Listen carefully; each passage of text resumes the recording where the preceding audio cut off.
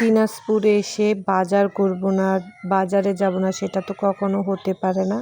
শ্বশুরবাড়ি বলে কথা।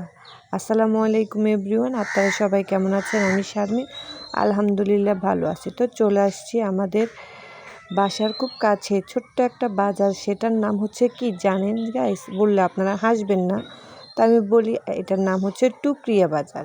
তো চলে আসছি বাজারে। বাজার করতে করতে ফাঁকে দেখলাম এখানে ছোট ছোট বড়া ভাজতেছে। তো বড়া দেখে লোভ সামলাতে পারতেছি না, তো ভাবলাম নিয়ে নিই। তো বড়া নিলাম, বাজার করলাম, আদার্স আরও অনেক কিছুই নিলাম।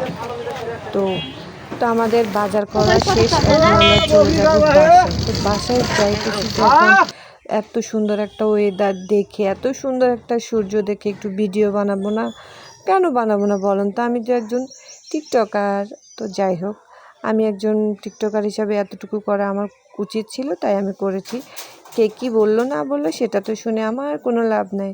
তো আমার ভিডিওটা আপনাদের ভালো লাগলে অবশ্যই কিন্তু আপনারা ফলো দিয়ে যাবেন। ভালোবাসা তো আপনাদের অনেক অনেক ভালোবাসা আছে, তো আরও ভালোবাসা চাই। সবাই আমাকে ভালোবাসবেন। আল্লাহ হাফেজ, আসসালামু আলাইকুম।